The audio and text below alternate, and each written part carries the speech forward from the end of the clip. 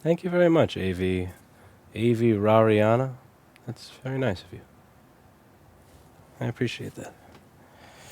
Sorry if I butchered your name. Okay. Did you read my super chat? Oh shit, did I miss one?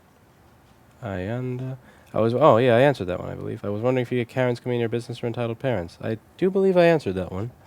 I don't know what a Karen is, unfortunately. But if you rewind about a minute or two, you'll hear that I answered. I don't have any idea what a Karen is, but in terms of entitled people, people are entitled. It's just not entitled parents. It's just entitled New Yorkers. I'd kind of zoom out the scope on that. I need it now. I need it now. I'm your only customer. I need it now. You don't understand. I use it for work. Nobody else that owns this machine uses it for work but me.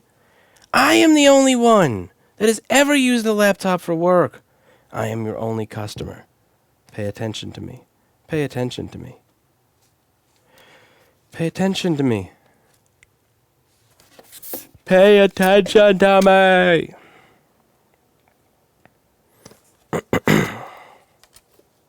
Oh, God. Huh.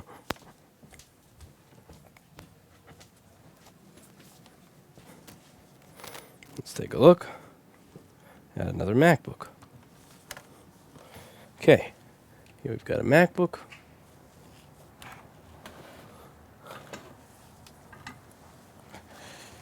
Okay, we're going to open this MacBook up.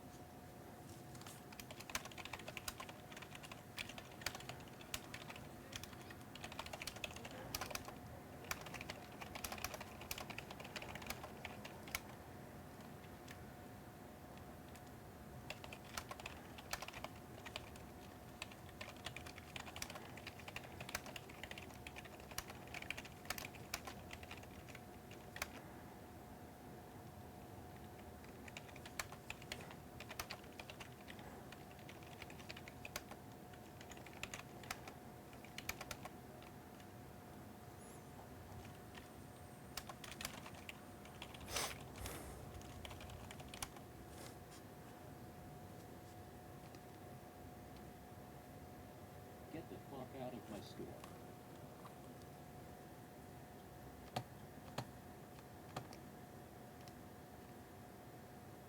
Get the fuck out of my store.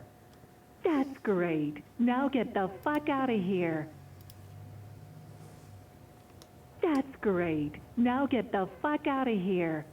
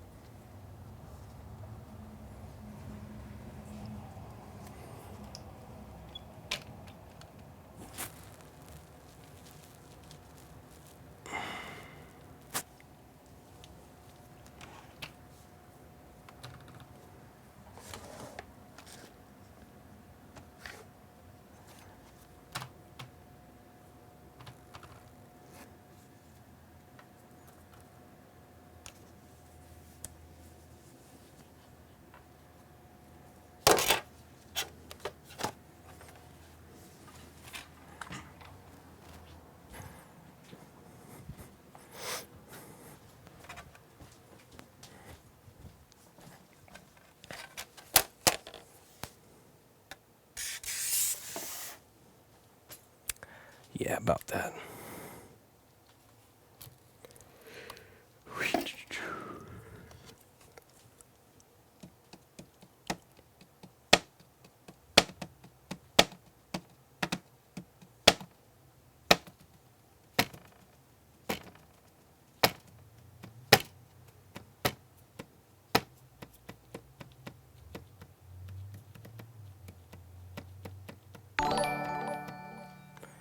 Oh no, it's on the screen when I'm not there.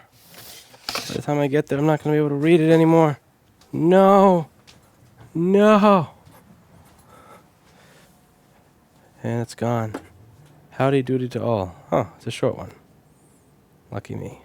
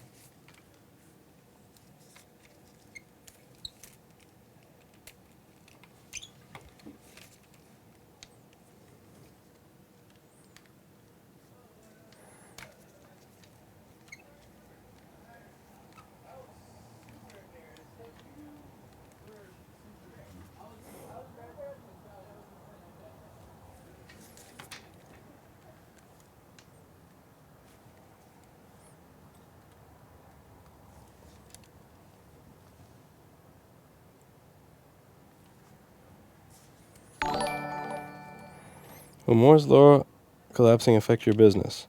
I have no idea if that matters. People are not really buying this equipment because of specs. They're buying it because they want the new shiny thing. Like, if people were buying this hardware because specs mattered, they would not be buying Macs. Let's be real here.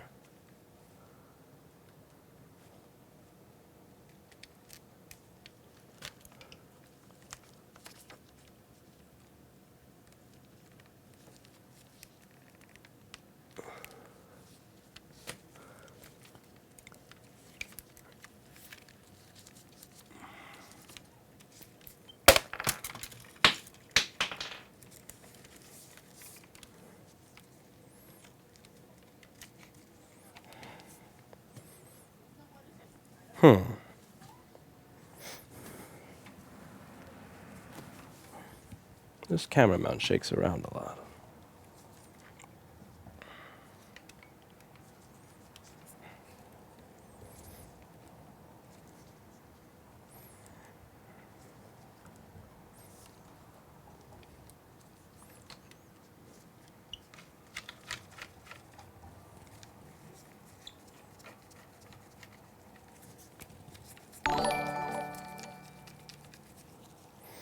Karen, lady that always wants to speak to the manager, demands that people be fired, and says things like that. Like, give that to her child now because she gets good grades and demands we all kneel before her. Yeah, usually when somebody has to speak to the manager, whoever it is that's speaking to them at that time has to say to the manager, even if they're not. If they demand somebody be fired, then we would demand that they be fired as a customer. And if we screwed something up, that's different. If we screwed something up, that's fine. But the moment somebody demands that an employee here be fired, you're asking that somebody here lose their job. So if you're doing that, I figure that it's at very least fair that you lose your chance to get your stuff fixed here. I don't this, and I'm not really offended by it. I don't get offended when people act that way. It's just that I'm no longer the right option for you, because at that point, your option, the right option for you is an Apple Store. And I'm okay with that. I don't mind if somebody acts in a manner where what they're telling me is that their best option is an Apple Store. It's just at that point I will do the right thing and I will direct them to an Apple Store. Because I'm not here to tell, like if somebody says, oh, this person should get fired, I'm not here to argue or disagree with you. If you agree that this is a place that you should get your item fixed at, that's great. And if you don't, then the Apple Store is on 9th Avenue and 14th Street. It is it's 4 subway stops down. It's not a long distance. You know, as you know, the Apple Store is always 4 subway stops away. And it's very important that customers like that know that if they want the alternative, that it's there. It's available for them. I don't want anybody to think that we are the only option. You know, if the Apple Store is the option that you need, if that's the level, if we're not providing the experience that you want, I'm not going to take your money. I'm not going to do that. That would be wrong. You can't take people's money if they don't want their money taken by you. You know, we're not the government. I'm just going to make sure that you go to a place that's compatible with your thoughts on how business should be. And if it sounds like the Apple Store is where you should be, then who am I to tell you to go elsewhere? Apple Store. You know, there are a lot of people that need to go to the Apple Store.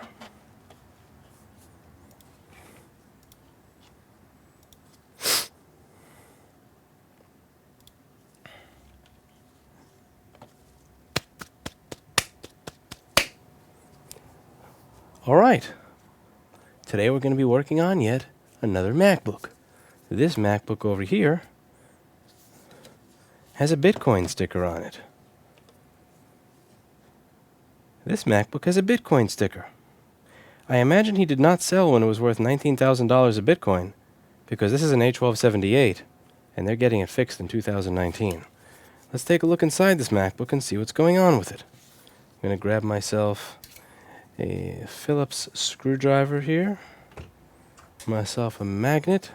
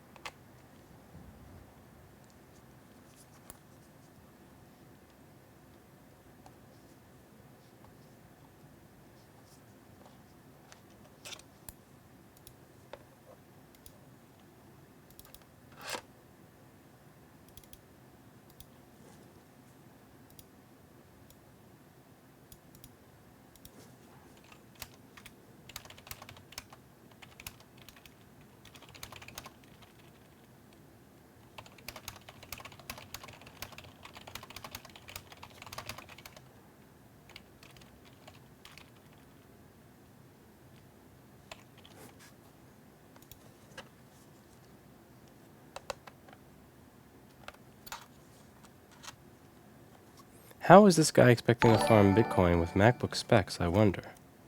That is a good question. Did your minions tell you how they were blaming my software for their incompetence? I'm probably sure it's something that, Paul Daniels or my employees? Which do I have less trust for? Paul Daniels or my staff? Paul Daniels or my staff? Paul Daniels or... Man, that's a tough one. That's a tough one.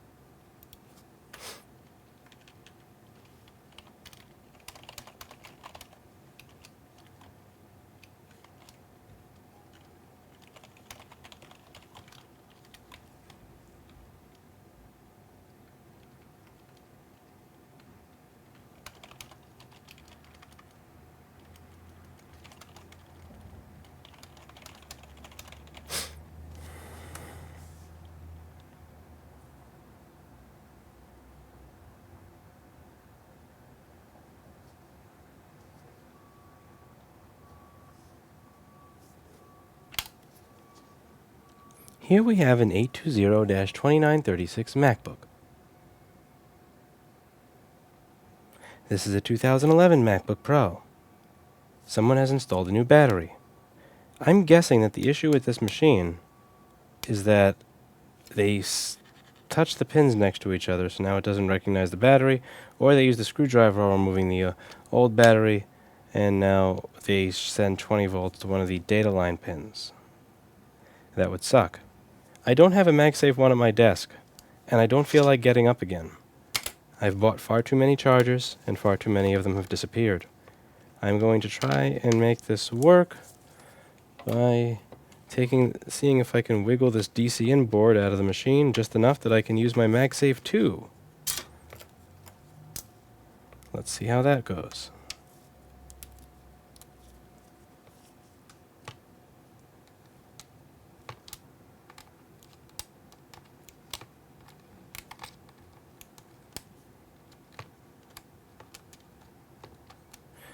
Okay, you win.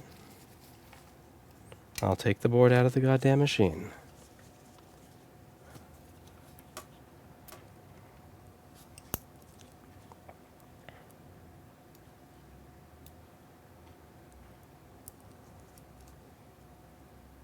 My iMac G4 has a blank screen and question mark on it. That's because your iMac G4 is like 15 years old, if not older. No. I am not fixing. No. No. That machine is $10. You can buy that machine for $10. Who in their right mind would put effort into fixing this?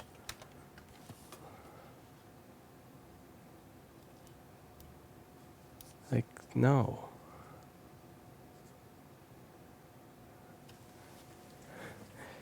Let's see.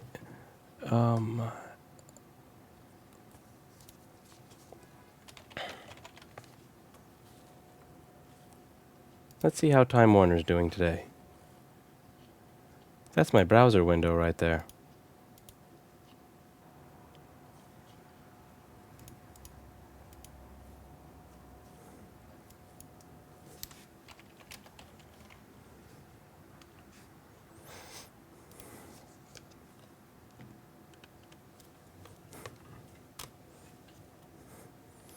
Okay, since there's shipping involved, it's more than $10. Like I see $28, $85, $70.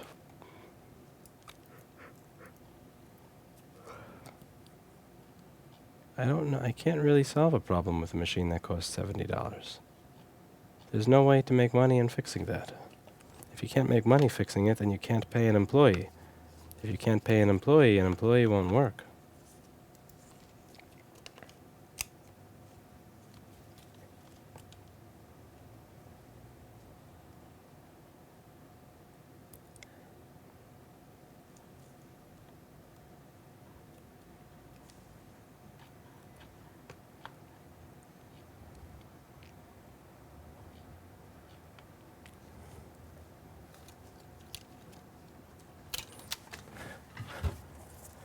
It's just a bad drive. No, it's not, Andre. No, it's not. No, you don't understand. Right now, it's a bad drive. 1 week after I replace the hard drive, it's going to have a dead CPU, or a bad motherboard, or bad Southbridge, or a bad Northbridge, or bad RAM. And you know who's going to get blamed for it? Do you know who's going to get blamed? Once you touch that machine. That's who. Don't be greedy. Don't be greedy. That's one of the problems with some technicians, is that they'll be greedy when people are sentimental. They'll be greedy and they'll say, sure, I'll take $300 to fix your $100 device. But the thing is, that customer is not going to think that it died because it's 15 years old. The customer is then going to say that it died because of something you did. And I guarantee if I scroll through this chat, I bet $50 that there's information here that showcases that this would most likely be right. So let's see, is my paranoid theory correct? Okay, I'm 6 lines in. It died immediately after I migrated my stuff from my G4 to my MacBook Pro. I think it was something Apple did. He is not assuming that it died because it is a 15-year-old machine. It couldn't possibly be because that drive is like 10 years outside of its lifespan. It had to be that somebody else did it. Now, what do you think is going to happen when I fix that machine that is 15 years old and then something happens to it? Is they going to think, every part of this machine is 15 to 20 years old in a poorly ventilated cabinet. Perhaps that's why something else died. Or is he going to think that I fucked it up? He's going to think that I fucked it up. That's the way this works. That's why you want to work on a device where you know that once you're done with it, that the chance of a problem being occurring elsewhere is very, very low. So this is the same thing when it comes to something like the iPhone 6 Plus with screen repair.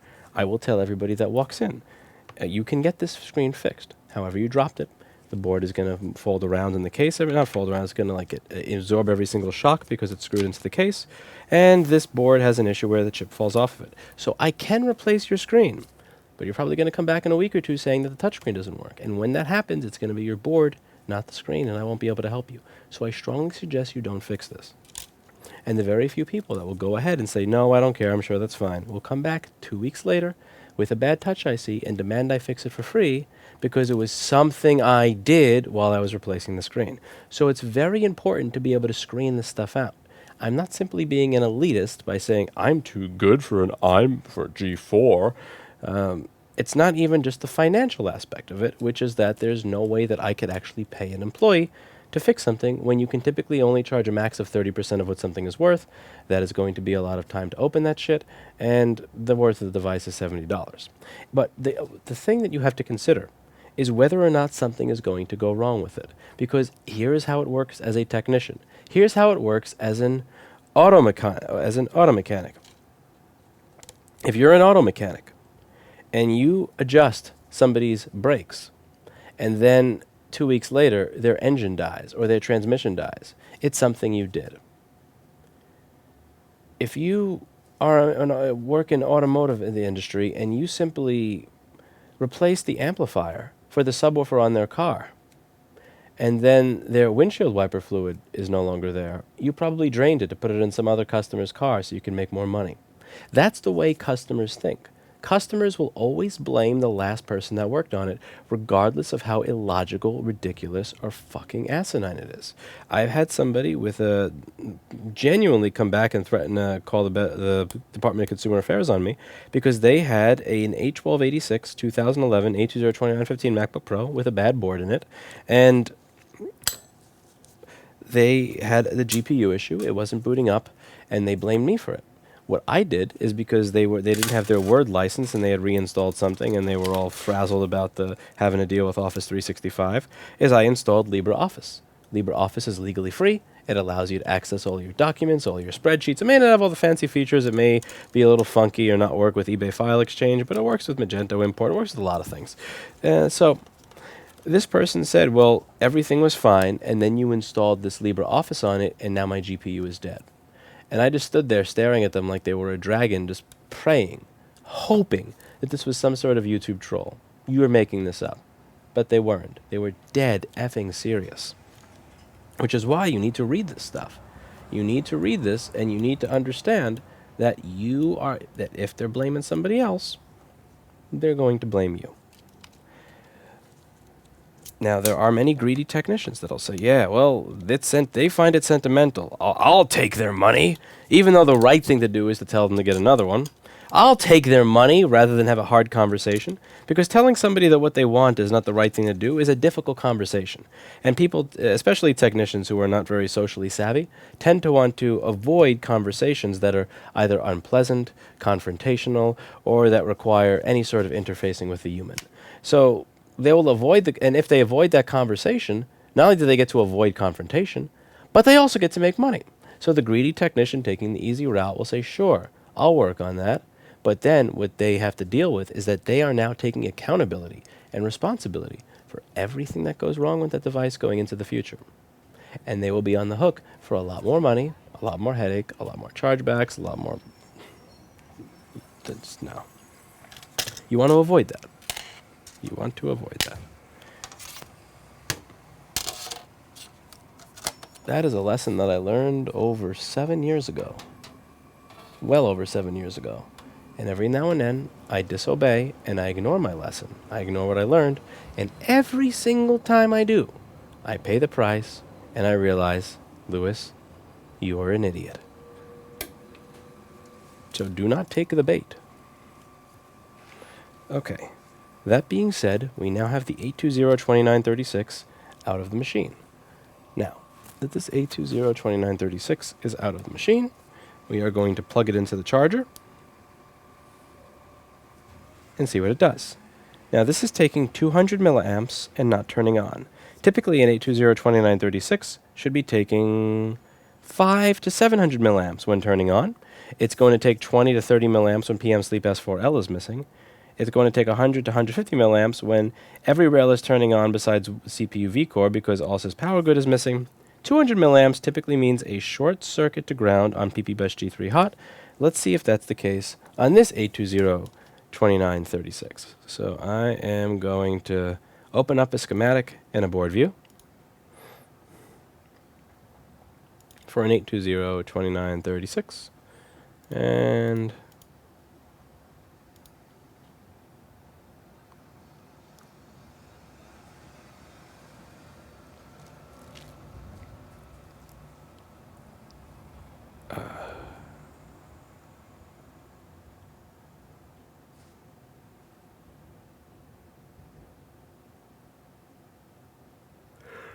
oh man.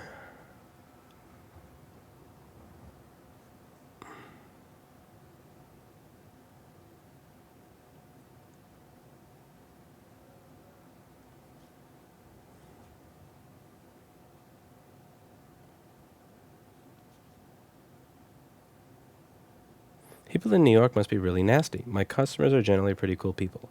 Yes, New York is the asshole of the United States. And if you run a business in the asshole, a service-based business in the asshole of the United States, you will deal with it. Paul has many stories of what it was like to work at a mechanic shop in a part of Jersey that was right near New York. Jersey is, I would almost say, as much, if not a bigger asshole than New York of the United States. It is, and it was not fun. I hear the stories that Paul tells me about working in a mechanic shop, and my God. My jeez. Ah, fuck. If it's just a hard drive, I would just replace it if you find it to be a sentimental machine. And the thing is, also, do those use SATA? Kind of curious. Let's see. iMac G4 hard drive. Because if that uses SATA, you've got a fighting chance here. Let's see. I don't even remember. Okay, what do you have? Do you have a SATA drive? Or do you have an IDE drive? Because if it's a SATA drive, you're... Oh, God. Okay, that's for the optical drive. Okay, there's still a chance that the hard drive is not some IDE trash. Tell me your SATA. Give me a good enough picture of the drive so that I can tell if this is SATA.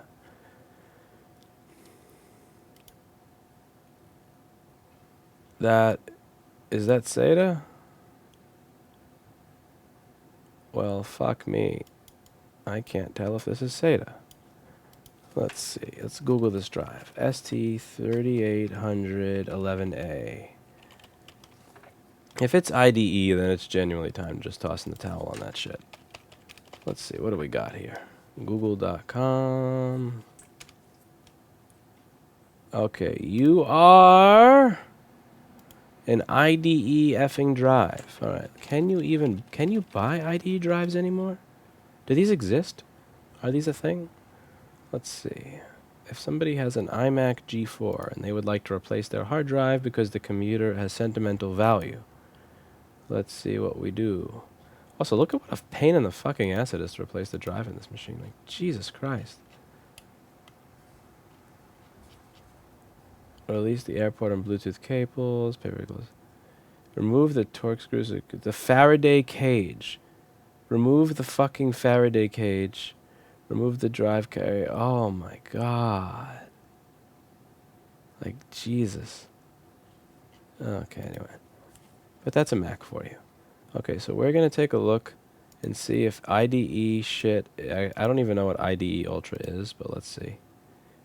Can you buy any of this shit new? Oh, wow. Okay. I'm quite surprised. Let's just click on new. Okay. This is interesting. Wow. Wow. Much IDE. Damn. I'll be. Look at that. They sell this stuff. All right. Well, there you go. There you go. You can get a drive for this thing. Let's see. Somebody says there's a SATA to IDE adapter. I have never used that. Let's see. I'm also afraid of using that. I am afraid of using that kind of adapter, particularly on a Mac. I'm afraid of a Mac being a Mac and saying, I don't like this. Because when we look over to the 2016 one when they came out with the Touch Bar, Apple did this thing where USB-C adapters would only work if you bought the Snowflake Apple dongle. And a lot of people who like to ride Apple's dick said that, Lewis, you're using the wrong one. And it has to have there's this issue with Thunderbolt and USB and Wi-Fi and blah, blah, blah, and it's documented. Apple dick riders completely ignored the fact that I used that very same dongle that didn't work in the MacBook on a Dell XPS that was next to me, a Dell XPS 9500. And on the Dell XPS 9500, not only was I able to use Wi-Fi at a good speed, I was able to use an HDMI capture dongle capturing 1080p 60 raw video at 250 megabytes per second. So my point is here, what was my point? My point is that, do I necessarily trust a converter to do its job when something as basic as a USB-C to USB-A dongle, the most basic fundamental thing that works with every computer on planet Earth, will not work when you plug it into an Apple product? So would I then trust an IDE to SATA adapter to work without there being some sort of clusterfuck or mismanagement or blah? I'm scared of that, because there are many things that are normal. There are many things that are just supposed to work on the platform that advertises itself as just working that don't work.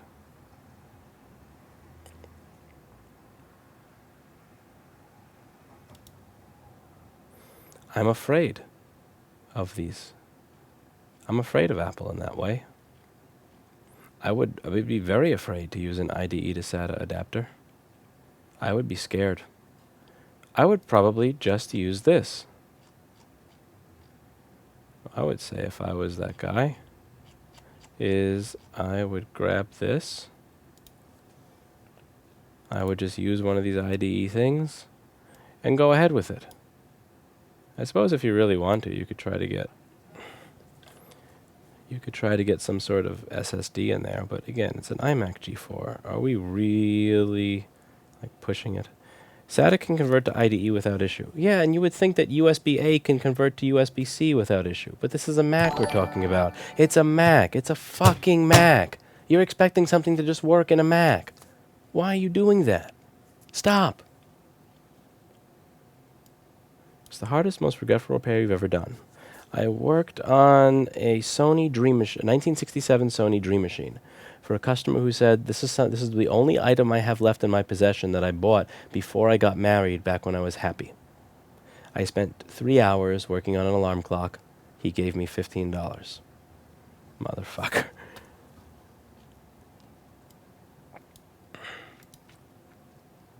$3 hours, $15.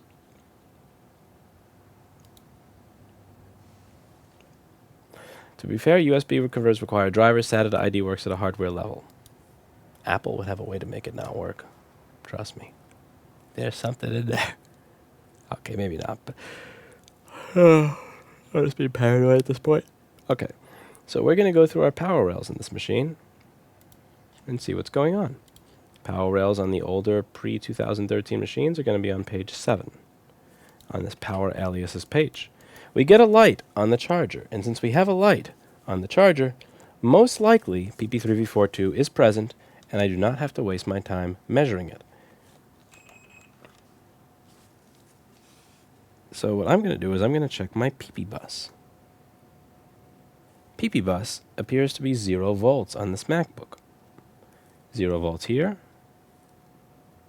Actually, never mind. I didn't have my multimeter on ground. My bad, bro. 12.6 volts, but not turning on. Okay, so next up, we're going to check some of the other rails here.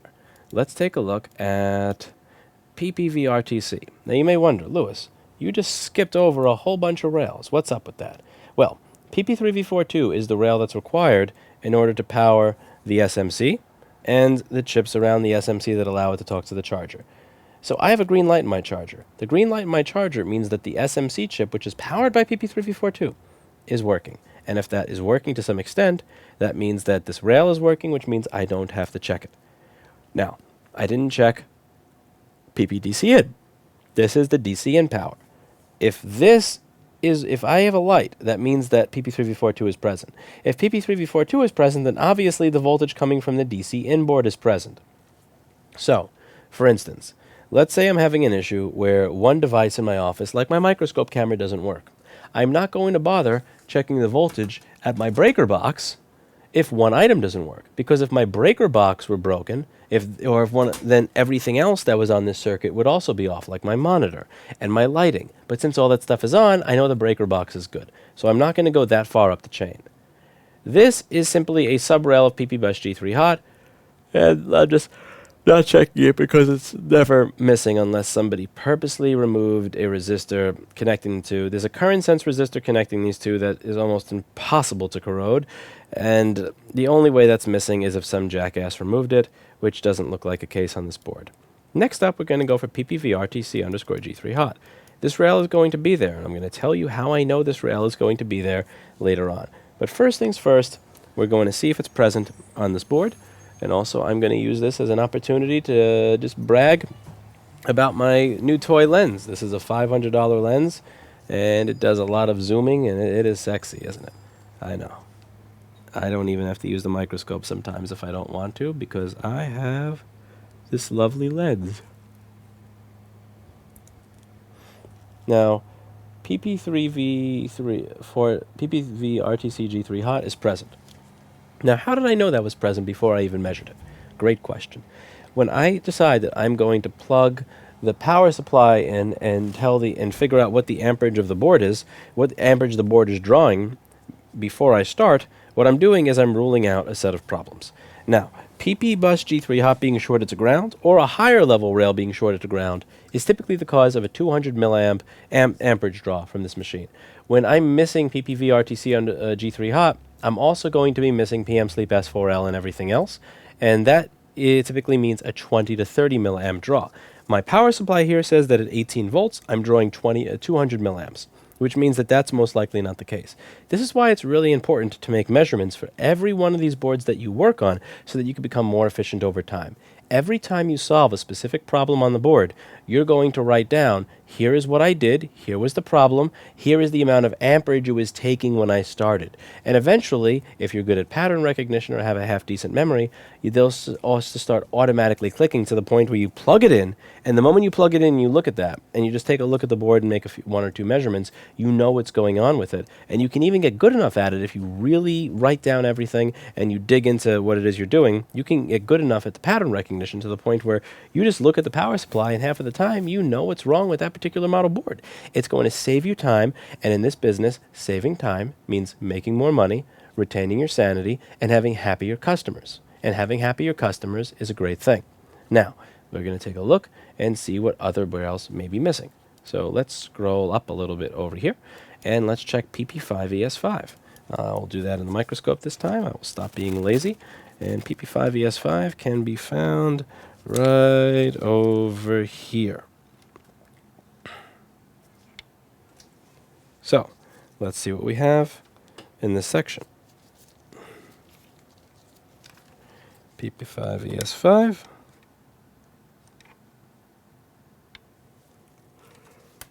Turn on the Paul Daniels software. 5 volts.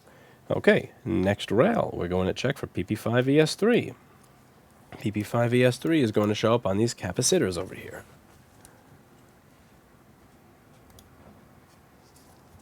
Let's see what we have on the capacitor.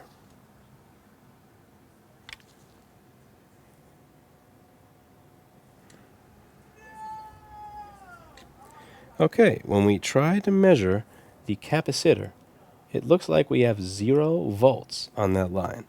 Now, I have a PowerPoint presentation that I made it in LibreOffice, so I guess LibreOffice presentation, but PowerPoint sounds cooler. Microsoft is really good at branding. That's why I think they do well with stuff. Linux has a terminal. Microsoft has PowerShell. It's for the the Alex Joneses of the world. PowerShell. PowerPoint. Rrr. Rrr. Anyway, I had a PowerPoint presentation that gives you an idea of how it is you troubleshoot certain issues on certain rails. Certain issues in the machine. Repairing using data and logic. Love it. Do it myself every day in the automotive world. Awesome, Jay. I hope you enjoy the detective work. That's what makes the job fun. So what I have here is a document that's going to show you how it is you find the power rails that are missing and all this kind of good stuff, and how you troubleshoot and learn how to do this the way I do. And it's a beginner's guide that is in my links down below. And I will show you it on screen here for just a moment. Just a moment. Just one moment. Bam. And on the Power Rails page, I tell you how it is that you should go about figuring out why a power rail is missing. So if a power rail is missing, a couple of things are possible. The first is that it's not being told to turn on. So here I have my my microphone. This is for my transmitter.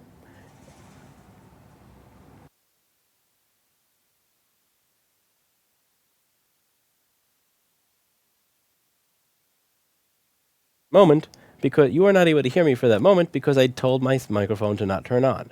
It wasn't an issue of power. It wasn't an issue of a broken mic transmitter. It was an issue of I was not telling it to turn on. You also have no power issues. So even if it is being told to turn on, it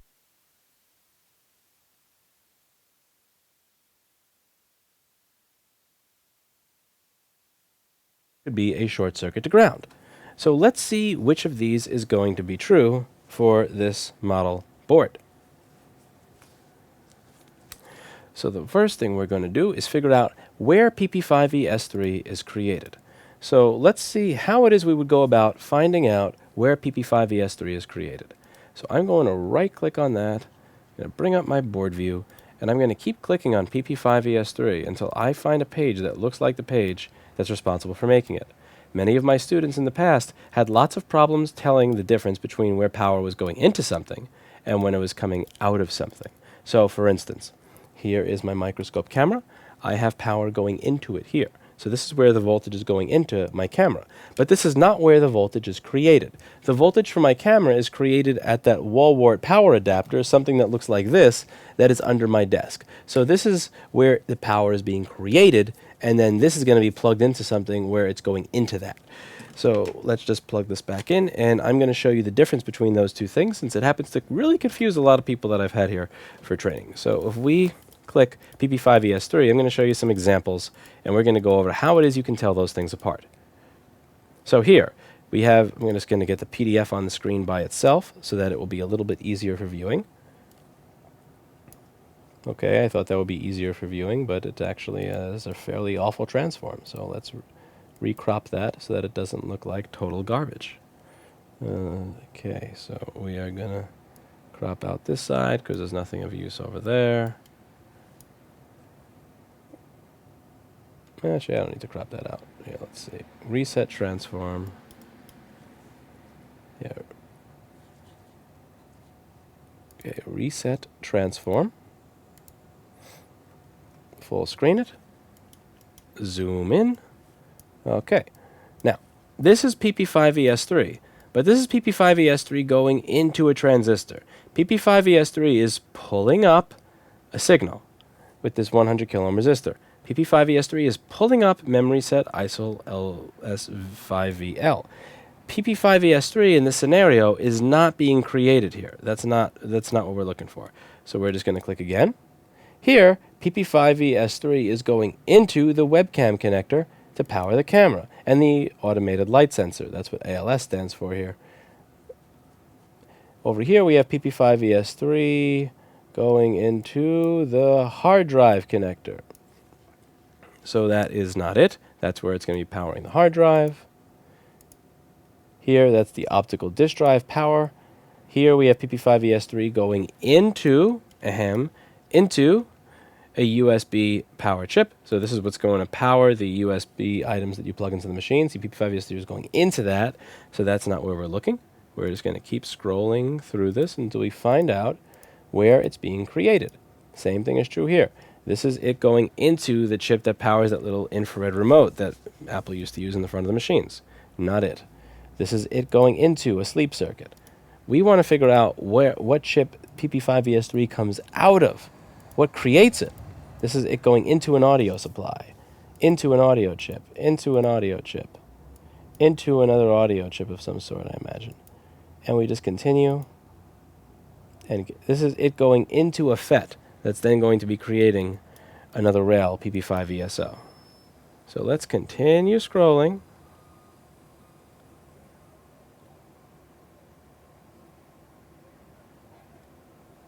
Alina is becoming pedantic. Oh, Jesus. You get the idea. So here, PP5ES3 is coming out of a chip called TPS51125. So let's find TPS51125 now, shall we? All right. TPS51125 is going to be U7200. You're right.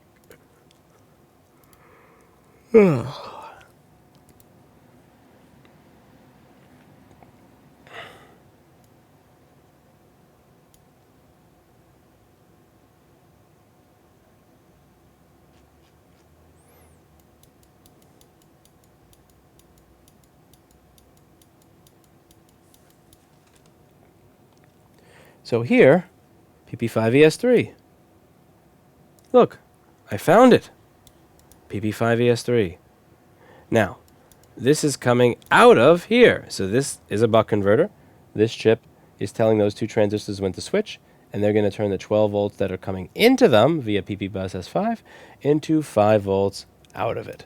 And it says over here, 5 volt, 3.3 volt power supply. So, let's take a look at where how this is created and what's going to tell it to turn on. Now, if you take a look, N-trip 1 is most likely going to be what turns on this chip. So if we were to select TPS51125, which I don't know how to do in Paul Daniels' horrible software. Oh, wait, right-click. Is it right-click? Can I right-click and then paste? Let's see. Let's see. How does this horrible software work? Paul Daniels. So I can't left-click to do that. If I right-click, it won't give me the whole thing. PS5112. Well, what? I want the whole thing, mofo. All right, so we are going to try again. Right-click, hold it down. If I were to paste it, Australian-coded software.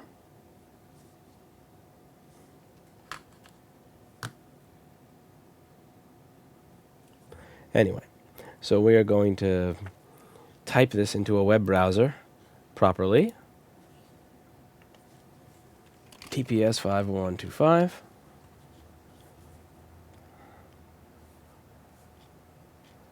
And we're going to find the datasheet for it. And the datasheet is going to tell us how this thing works. So what I'm looking for is an enable pin. Here we go, N-trip. Connect a resistor from this pin to ground to set threshold for short to ground to shut down a switch or channel. Okay, so a lot of chips, what they do is they have what's called an enable pin. So you send voltage to the enable pin, and then it turns itself on. Similar to how turning a light switch turns the light switch on, sending 3 volts to the enable pin will turn it on. N-trip pins are typically the opposite of enable pins. A device with an enable pin is going to be off unless you tell it to turn on. A device with an N-trip pin is going to be on unless you tell it to turn off. That's the difference. So, with this device, the way it works is you have to turn it off. It's going to automatically be on all the time. So let's see how it is they managed to do that in the schematic. So if we take a look, N-trip for our rail that's missing. So this over here gets tied to ground through this transistor. So this chip is always going to have its enable there. It's always going to be wanting to turn on. But this transistor over here is going to short that to ground to shut down the switcher channel when this signal is present. So this here is an N-channel MOSFET. The way an N-channel MOSFET works, and you can figure this out from reading my document if you are at all intimidated by this. We go over how this works, and this document is 110% free. It's not like I got a paid version of it that features all the shit that you gotta, for the real version. All of this stuff is really like kindergarten level stupid, and it's designed so that even somebody like me may be able to learn something from it. Now, back to the PDF. Over here, this is an N-channel MOSFET, which means that when the voltage on the gate, G, is higher than the source, S, then this will allow the voltage to flow from drain to source or source to drain. And over here, our source is ground, which means that any voltage on the gate, anything at all, is going to allow this to open, and it's then going to send our switcher channel to ground, and it won't work. So if P5VS3 enable L is present, it will turn this transistor on, which will stop this from working. That's why it says _L, by the way. P5VS3, the name of the power rail, _EN, enable it, _L when the signal is low. So this signal over here, enable this power line, enable P5VS3 is going to be asserted when the signal is low. Because when this is high, this transistor is going to open and or close is the correct term. You get it. Send power through, and then it's going to go to ground, and then the N-trip will be shut down. So the first thing I'm interested in doing here is checking out the N-trip pin. Are you actually being told to turn on? I'm also interested in checking out P5VS3 ENL. So let's see where that is going to be on the board. We're going to take a look and see where that is on our board. So if we take a look at Q7221 over here, at Q7221, you are going to have the P5VS3 ENL. Now, I think that rail is actually present and shorted to ground. I think that based on our amperage usage. And before I even measure this, I'm going to tell you that enable signal is likely going to be present. The reason I'm saying that is because it's taking 200 milliamps rather than 20. It takes 20 to 40 milliamps when the signals are not present and it's not trying to make those rails. It takes 200 to 400 milliamps when the signals are present and it is making those rails or is trying to make those rails, but it's being shorted to ground. Again, one of the ways that you get much faster at this and much more efficient, especially if you're working on the same device over and over again, or the same small set of devices, is every time you figure out what your problem is, whether it's through your 1 or your 2 or your 3 hour troubleshooting process, you write down all the symptoms the device showed, you document it, you don't plug it into a regular MagSafe, you plug it into something where you can measure the amperage, and you remember your measurements on different power lines or different rails, and then you can then associate those with specific problems. So I'm going to make the guess that this signal over here is actually already present on this board. We're just going to double check and see. And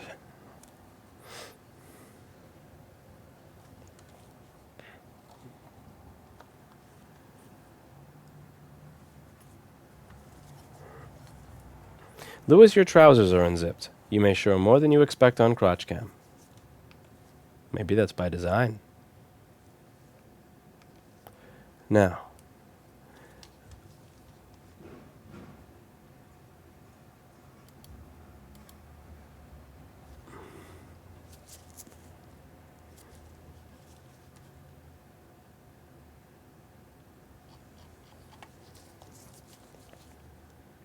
so we are going to check this out. Go over here. Measure. And as you can see, we have 3.5 volts, which means that this is being wait a second. No, that's not being enabled, because that's only enabled when it's low. Okay. Lewis may have been wrong here. So P5VS3 ENL. P5, that means if this is high, this is purposely going to be sending P5VS3 enable L to ground, and that's no good. So let's try and figure out what's going on here, and let's also see if that's steady or if that's pulsing.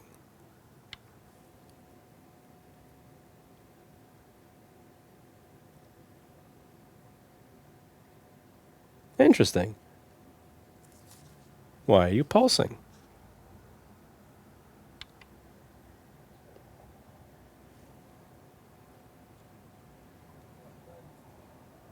I may be right after all. Okay, interesting. It's going back and forth, and it's pulsing. Now, one of the reasons it could be pulsing is because there is a short circuit to ground. It could be detecting that there's a short circuit to ground and then turning the chip off to protect itself. Let's see if that's what's going on. We're going to measure to see if we have a short to ground on the output where PP5ES3 is.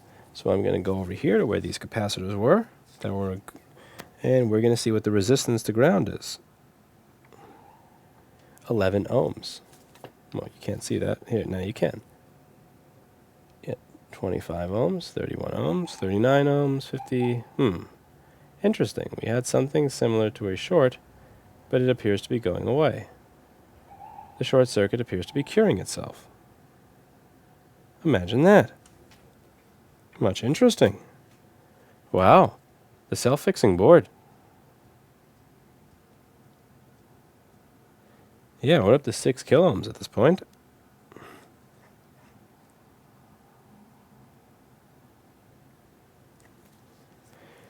Alrighty then.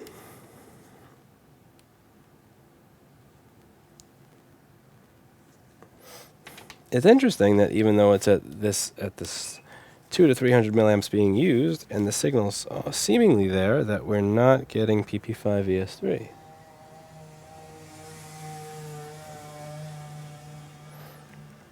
Are we getting other rails like PP3V3S5, which are also supposed to be created by this chip? This chip does not just create the 5-volt rail, it also creates 3-volt rail.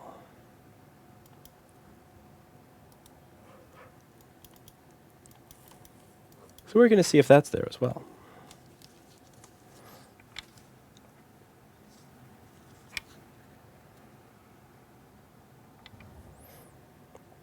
So the 3.3 volt rail is present. The 5 volt rail is not present. That's 12.6 millivolts. Interesting. And our RTC voltage is present.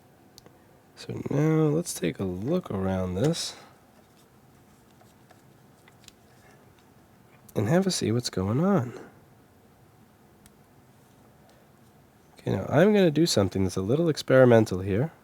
Since I don't see much in terms of obvious damage, I am going to remove that transistor that is going to keep this chip from turning on and see if my rail is created. So if you look at the schematic in board view, you'll see that, like I said, that the N-trip signal has to be high. If it is sent to ground, it will shut down the switcher channel. And Q7221 is what's responsible for shutting down the sensor channel, the switcher channel.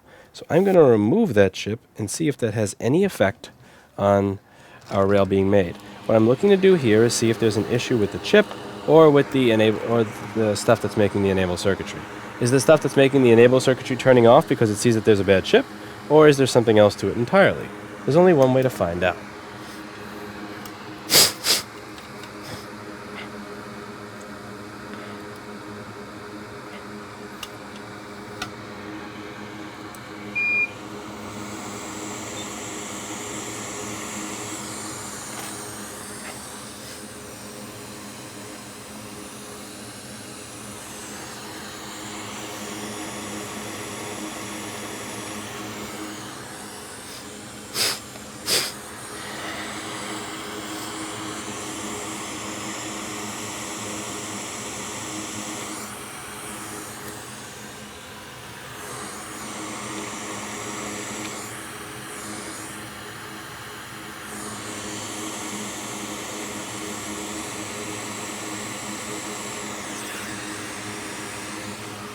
We're going to take this chip off and move it to the side, where the chip will be sitting sideways.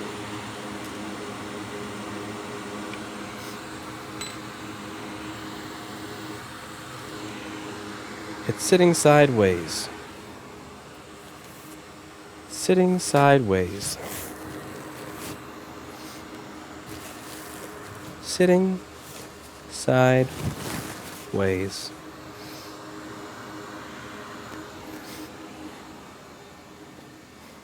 Sitting sideways.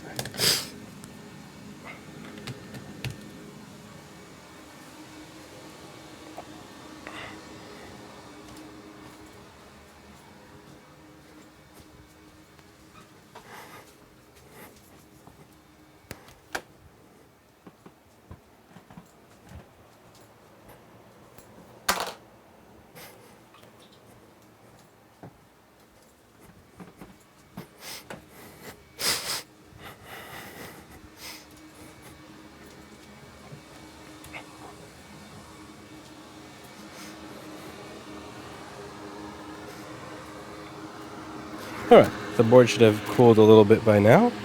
I'm going to plug in the MagSafe and we're going to see if we have any change. Okay. Now let's measure our 5-volt rail and see what happens when it is not told to shut down. So we've disabled its ability to tell itself to shut down, for the system to regulate it shutting down. And it is capable of making 5 volts at that point. So the circuitry itself is good. This chip is good, the transistors are good, all of that is good. What we need to do is figure out why the system is telling it to do that. That's where the fun comes in.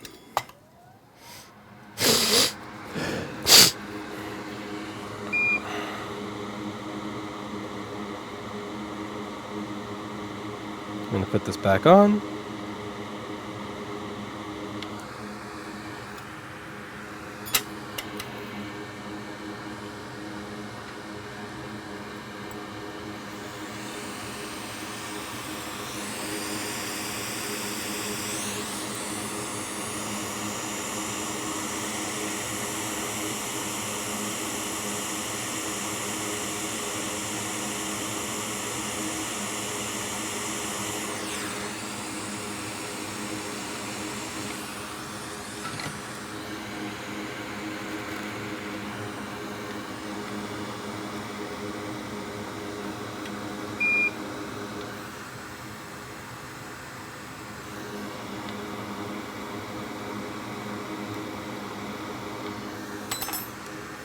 Next thing I'm going to do is I'm going to check current sensing on the ISL 6259 area.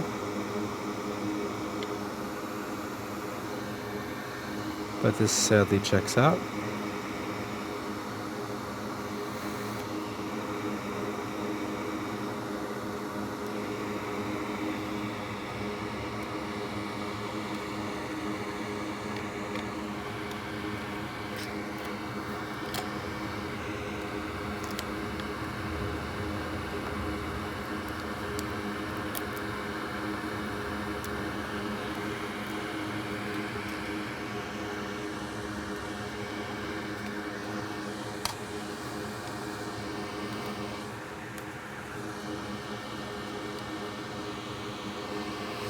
I'm going to take off the CPU heatsink so I get a better view of the other side of the board.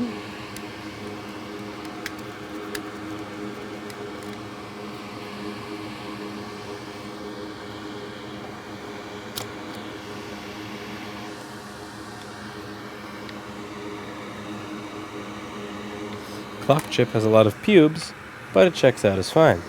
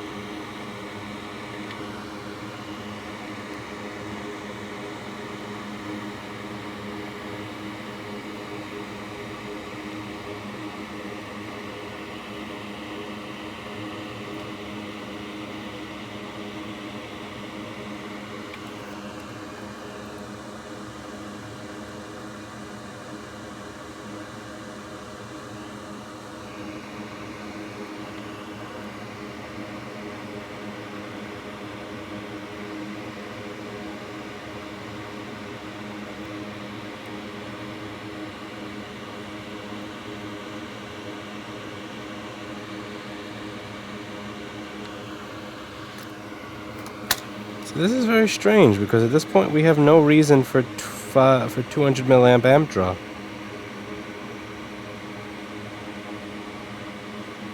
There's nothing on this board that could really use 200 milliamps at the point in time because we're not entering an S3 state.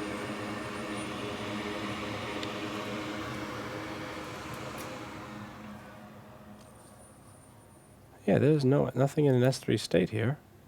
So it doesn't quite make sense. What the F is going on here?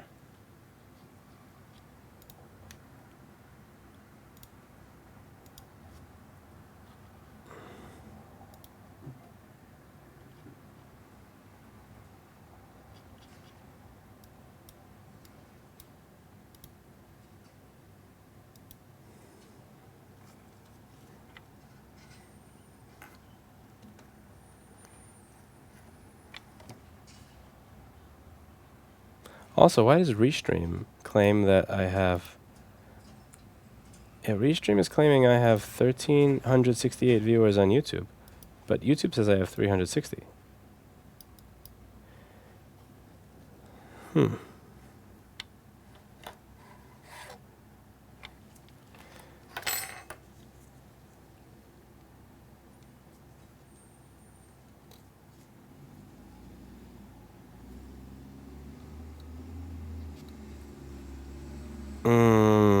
Lame. I'm kind of curious what happens with another MagSafe 1 charger, since I am using a MagSafe 2 adapter here. I'm using a MagSafe 2 charger without using a... Yeah, that's not a good idea. MagSafe 2, and I'm just shoving it into the DC inboard.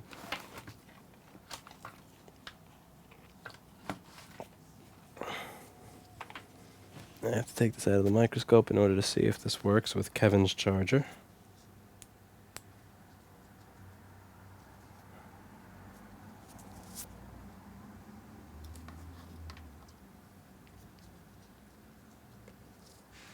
So it gives a light with Kevin's charger, but same junk. No fan spin.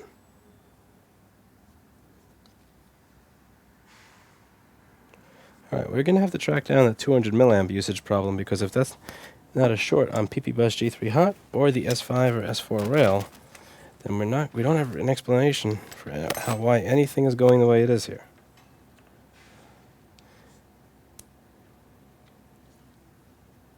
Yeah, 280 milliamps, that's something is up. So let's go through our list of rails again.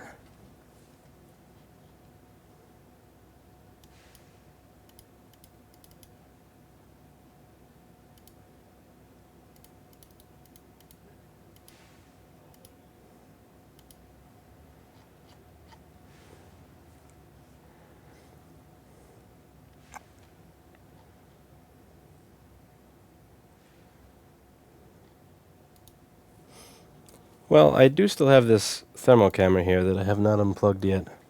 And since it is right next to me, I might as well make some use of it.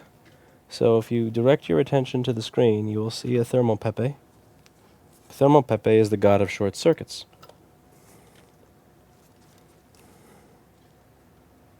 King of the Andals and the first frogs. Protector of the realm. Okay. Now, as you can see, there's about 50 Celsius is being used right over here. And if we turn the board around, you'll see that what is getting boiling hot is the platform controller hub chip. Now, the platform controller hub chip is powered by PP3v3S5 in the beginning stages of the machine turning on. And the PP3v3S5 is a rail that's created by the chip we saw, and it's told to be created by this chip over here, which is the SMC. So the SMC tells this chip, create PP3v3S5. The PCH tells this chip, create PP5ES3. So this chip is doing fine. It's not that the PCH, it's not that that chip creating the 5 and the 3 volt rails is bad. It's that one chip that's supposed to be telling it to do what it's doing is doing its job, and the other chip that's supposed to be telling it to do what it's doing is apparently, seemingly burning, just sitting here and burning. So we had one machine tonight that had a bad PCH, that did not have a bad PCH originally. It looked like one cap, but then was bad PCH. At this point, we have yet another machine that is a bad PCH, which we're going to leave in the status for Paul. If you need something to be worked on with BGA rework, if you need the Zalmo, if you want to outsource a job that requires browsing eBay and AliExpress and Golden Chipset and all these other CIC vendors to spend $50 to $80 a piece on chipsets that may or may not work, that take 45 minutes to solder onto the board, that you cannot return if the chip that you bought was soldered before, even if the chip itself is bad. If you want those types of jobs that are only done on a commission basis to be performed live, on camera, with a Zalmo that is on Paul's S's desk, don't delay, send your machine to 186 First Avenue, New York, New York, 10009, Rossman Repair Group. Attention, Paul. If you have a pedantic repair job that will likely waste hours of time and not only not make money, but cost money to do, send your machine to Rossman Repair Group. Attention, Paul. Paul is soon going to have a Zalmo on his desk that he's going to be using to work on all of these lovely boards that are just so easy to fix. It just needs a little bit of your soul. So this board has a dead PCH, which means that on a machine that is this old, given the amount of work that would have to go into replacing the PCH, thank you very much, Insane Mom. I really appreciate that. That's very kind of you. On a machine that is this old, that is a complete and utter waste of time. Because even if you do win and spend 45 minutes replacing a single chip after doing all this diagnostic work, even if that chip does work, which, let's face it, fuck it, it is eBay, it is CIC, it is a golden chipset, it is China, it's not. Even if that BGA chip you get does work, that's quite a bit of time you spend to fix a sandy bridge. And at this point, with the amount of time I've wasted tonight and the amount of no fixes I've had, I'm feeling quite sandy as well. So let's go over before I end the stream and ride my bike off the Williamsburg Bridge. We're going to go over why it is that PP3V3S5 was being created, but PP5ES4 was not. So we're going to take a look at that signal that we were required to get PP5ES3 working. P5ES3 enable L needs to be low, remember? So let's see where P5ES3 enable L comes from. P5ES3 enable L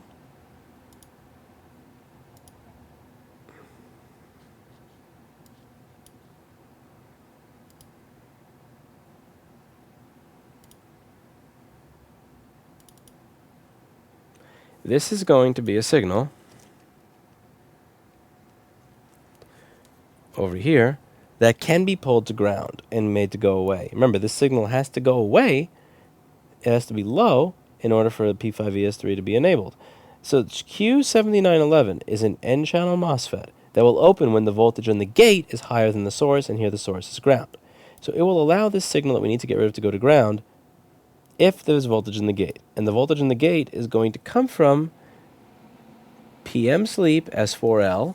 PM sleep S4L comes from the platform controller hub over here. And the platform controller hub is the chip that I just showed you on my Pepper Thermocam as being on fire. So we have PM sleep S4L going out of U1800. U1800 is platform controller hub. And if we take a look over here, you'll notice that platform controller hub, when we plug the board in, we're going to take the MagSafe, do this, clean all the chunk off of that.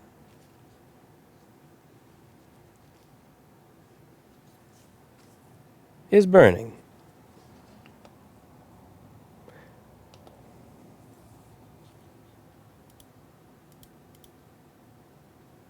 Ah.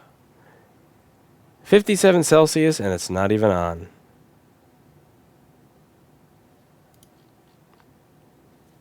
This is junk. Complete and utter junk.